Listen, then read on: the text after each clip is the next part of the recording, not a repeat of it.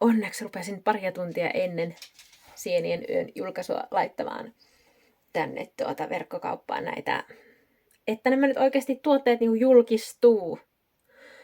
Niin täällä vaan rupesi tulemaan semmoisia niin kuin, viestejä, että tuotteen julkistaminen viivästyi, aikataulutus viivästyi. On sellainen, what is happening here?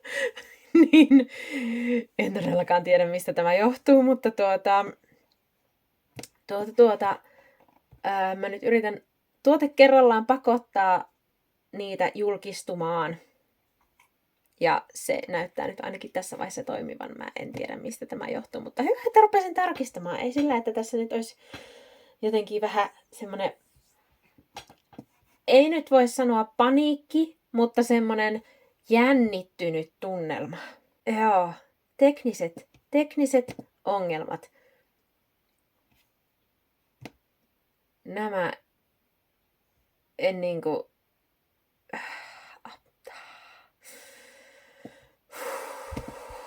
Breathe. Just breathe. Ei ole niin hätä kyllä tämä tästä. Kuulkaa. Mulla on hävinnyt täällä siis yksi tuote kokonaan, nimittäin ei ole ohje. Mutta ei se mitään, jos mä en löyä sitä, niin mulla on aikaa vielä laittaa se uudestaan tänne kauppaan, jos sitä ei nyt mistään sitten löydy. Ei mitään ollut kadonnut, kun mä olin vaan laittanut sen väärälle osastolle. Ei mitään hätää. Ei mitään hätää.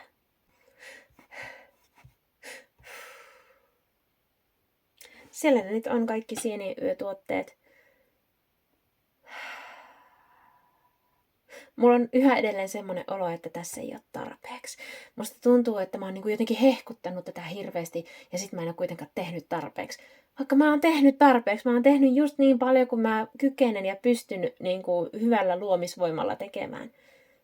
Ja se on ihan riittävä, Satu. Se on ihan riittävä. Sä oot tehnyt hyvin. Sainko minä 5 idean tehdä lahjakortin Noitametsän verkkokauppaan, kun 6 avautuu kauppa? Sain idean. Ja täällä on nyt tämmönen, että lahjakortti lähetetään sähköisesti sähköpostilla 3 vuorokauden kuluessa. Eli mulla ei ole aikaa tehdä sitä pohjaa tänne nyt. Niin tämä on semmoinen hätävara, että täällä ne sitten jää mulle tänne tilaukseen, jos joku ihminen semmoisen haluaa. Ja mä voin sitten jälkikäteen, kun mä kerkeen tehdä sen lahjakorttipohjan, niin lähettää sen sitten kyseiselle henkilölle. Hyvin tämä menee. Hyvä. Sieni on julkaistu. Jännittää niin paljon. Ja siis mulla vaan pyörii päässä semmonen koira pyörii päässä. Joo.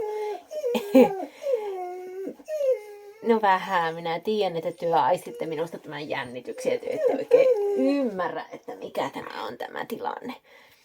Ei ole mikään hätää oikeasti. Ei ole mikään hätää meillä. Mutta siis koko ajan pyörii päässä semmonen, että teinkö mä tarpeeksi, olinko mä tarpeeksi hyvä, onko tuotteet tarpeeksi mielenkiintoisia ja hyviä, löytyykö ne oikeat ihmiset niille tuotteille ja niin kuin semmoinen jännitys, että entä jos kukaan ei osta yhtään mitään. Mutta mä yritän koko ajan muistuttaa itselleni, että minun tuotteet on ihan oikeasti semmoisia erikoistuotteita, niin jos joku ei nyt anteeksi, mikä on koira kiipeämässä? Et sä nyt oikeasti ole tulossa kokonaan sylliin. niin se ei tarkoita siis sitä, että jos kukaan ei tänä päivänä osta mitään, että tämä olisi aivan epäonnistunut, tämä asia. Vaan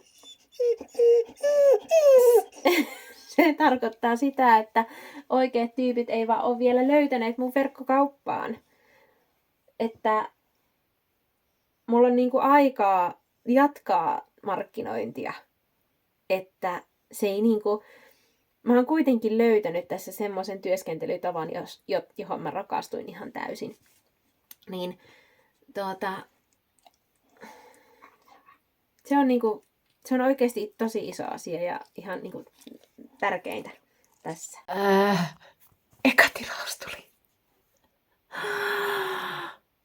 Tunne on mahtava. Tunne on semmonen, että no niin, neuleohjeita meni muutamia, että nyt ei niinku poistu se järkyttävä ahdistus siitä, että tää on aivan epäonnistunut koko juttu. Huhhuh. Kiitos sinulle ihana ihminen, joka tilasit ensimmäisen tilauksen sienien yöstä. No niin, lanseerauksen jälkeinen aamu. Täytyy sanoa, että mä oon pikkusen... Apua, koira. Että mä oon pikkusen pettynyt. Mä sain 2 tilausta. Niistä olen äärimmäisen onnellinen, totta kai. Mutta tiedätkö, kun se on niinku ajatuksena vielä tuolla pään sisällä semmoinen ajatusmalli, että jos tekee oikein kovasti töitä, niin kyllä se palkitaan. Ja kun se ei välttämättä aina mene niin. Ja se ei oikeastaan niinku juuri koskaan se ei mene niin. Ja mä toivon, että niitä tuotteita vielä menee. Mutta tulos ei ollut toivotunlainen siinä, että tein todella paljon markkinointityötä etukäteen tuohon päivään. En tiedä, että mitä siitä pitäisi ajatella. Siis, että onko se nyt sitten automaattisesti todella huono idea? Ei. Vaan se on vaan, että tällä hetkellä se ei tavoittanut niitä ihmisiä, jotka olisi pystynyt ostamaan tai halunnut ostaa siitä. Niin sitä pitää vaan jotenkin... Ihanaa Seitä, kun oot siinä. Jotenkin kasata itsensä takaisin ja jatkaa sitä markkinointia. Mulla on ajatuksena se, että nuo erikoiserän tuotteet, että ne ei ole jatkuvasti siellä verkkokaupassa, vaan ne on parin kuukauden ajan ja sit mä vain yksinkertaisesti otan ne pois sieltä. Hirveän hankala on niinku sanoa, että menikö joku pieleen vai onko tämä vaan onko tämä vaan yksinkertaisesti markkinoinnin ongelma, että markkinointi ei löytänyt niitä ihmisiä, jotka olisi ollut sitä kohderyhmää just sille. Niin hankala sanoa. En tiedä. Tästä varmaan pitää jotain ottaa opiksi, mutta mä en ole ihan varma vielä mitä se on. Mutta ihanaa, kun on tämmönen kuuntelija tässä vieressä, niin ei pääse sillä lailla. Koira on silleen, akka ylös nyt ja lähdetään ulos. Se on niinku ratkaisu kaikkeen. Helpottaa tilannetta kuin tilannetta. Kyllä Seitä tietää. Niin. Kyllä mä kuulkaa sanoa, että ei tämä yrittäjyys ole saakeli viekään täyspäisen ihmisen homma. Kyllä tässä niinku menee niin vuorista rataa. Siis mä olin koirin kanssa lenkille ja mä rupesin ihan kauheasti itkettämään se, että minä epäonnistuin tässä lanseerauksessa. Ensimmäisessä lanseerauksessani ikinä, että vaikka mä tein tosi paljon töitä, sekä luovaa työtä että markkinointityötä, niin mä epäonnistuin tässä. Se ei tuottanut sen vertaa yhtenä päivänä, mitä se niin kuin, oli kuluja siihen. Ja niin kuin, se niin kuin jotenkin antoi minun sille puolelle, joka on se itseruoskimispuoli, joka on silleen, sinä paska-ihminen, miten sinä et tässäkään onnistunut? Niin se niinku päästi sen valloilleen. Ja nyt mä oon silleen, että mä täällä yritän rauhoittaa itseäni tällä lenkillä, että niin kun se, että jos yksi päivä, se lanseerauspäivä, ei tuota toivottua tulosta, niin tarkoittaa sitä, että mä olin lastannut odotuksia siihen niin kuin liikaa, kun mun tavallaan pitäisi olla, tai siis olisi hyvä olla niin keskittyä niihin hyvin puoliin, mitä löytyi tämän lanseerauksen aikana. Että mä löysin semmoisen työskentelytavan ensinnäkin, että josta mä oikeasti nautin ja tykkäsin. Ja työskentely oli tosi mukavaa tähän. Ja ymmärtää myös se, että se työ ei lopu. Nyt mulla on 2 kuukautta tässä niinku markkinointiaikaa niille tuotteille, että mä voin nostaa sieltä esille jotain yksittäisiä tuotteita ja kertoa siitä enemmän ja tuoda sitä enemmän esille. Että tavallaan niinku mitään ei ole menetetty, vaikka musta tuntuu, että mun on nyt ihan sama vaan heittäytyä mahalleen maahan itkemään ja olla silleen, että minusta on mihinkään. Niin tämä. Siis yrittäjyys on ihan oikeasti sitä, että sä niinku meet tämmöstä, näin. Ylös alas. Opit itsestäsi ihan saakelisti asioita ja opit ymmärtämään, että opit niinku nostamaan itses ylös aina sieltä jostain alhosta. Että ei kun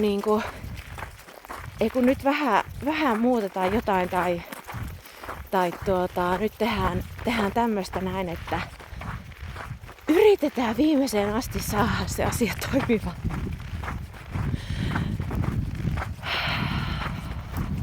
Ja kyllä mä ymmärrän sen, että ei tämä yrittäjyys ole ihan kaikille, koska on tämä välillä ihan perseestä. Mutta sitten taas toisaalta se, että enhän mä olisi missään muussa työssä voinut löytää tämmöistä työskentelymallia, minkä mä löysin tämän Sienien yön lanseerauksen aikana. Kyllä sitä täältä pääsee. Niin pitää muistaa ja pystyä jotenkin erottamaan se, että se jos joku minun yritystoiminnassa ei onnistu, niin se ei tarkoita sitä, että minä oon ihan paska. Ja minä oon ihan epäonnistunut. Ja sekin, kun mä sain 2 tilausta, että niin kun, eihän se ole niin kun epäonnistunut, koska mä sain 2 tilausta. 2 ihmistä tykkäs minun tuotteista sen verran, että he halus ostaa niitä. Mä oon tajunnut sen, että tajusin sen nyt, että manifestointi, eli se, että visualisoit jotain tapahtuvaksi, ei ole sama asia kuin odotus. Vaan niin kuin jotta sä tiedät, että minne sä haluat mennä, niin on hyvä visualisoida ja manifestoida se, että joo, tuonne. Mutta siinä vaiheessa, kun siihen alkaa lastata siihen manifestointiin tai visualisointiin odotuksia silleen, että muuten minä olen epäonnistunut. Jos tämä ei onnistu näin, kuin minä tämän haluan onnistuvan. Siinä vaiheessa se menee päin. Menis päin metsää, jos tässä olisi vielä metsä. Et ne ei niinku ole sama asia. Et on hyvä tehdä visualisointia silleen, että tämä olisi ihana suunta, minne mä voisin mennä. Mut sit kun se alkaa se odotusten lastaus siihen, niin siinä vaiheessa sille tulee liikaa painoa sille manifestaatiolle tai visualisoinnille. panokset ikään kuin kasvaa ja se ei pääse niin kuin silleen soljumaan, niin sanotusti. No mä oon tässä nyt tämän päivän oikeastaan niin kuin pyöritellyt ja pohtinut ja ollut vähän ahdistunut ja vähän masentunut ja vähän surullinen ja siitä, että mun lanseeraus vähän epäonnistui siis silleen, että se nyt ei oikein tuonut sitä tulosta, mitä mä ajattelin. Ja nyt mä tulin sitten semmoiseen loppupäätelmään tässä, että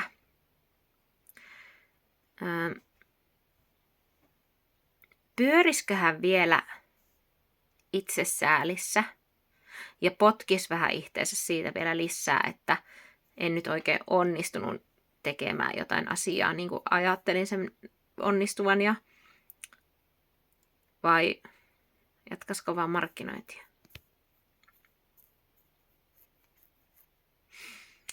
Siinäpä vasta kysymys ja siinäpä vasta pulma. Eiköhän se nyt saakeli viekö ole aivan selvä juttu, että jos lanseeraus ei onnistu odotetunlaisesti, niin silloin jatketaan markkinointia. Niin eikä jäädä rypemään siihen, että voi, kun tämä nyt ei oikein onnistunut itsesäälissä. Kummastakohan tulisi parempi mieli? Tai kummastakohan tulisi todennäköisesti parempi tulos? Jännä. Mut joo, jatkamme markkinointia. Olemme Noitametsässä päätyneet siihen, että jatkamme markkinointia.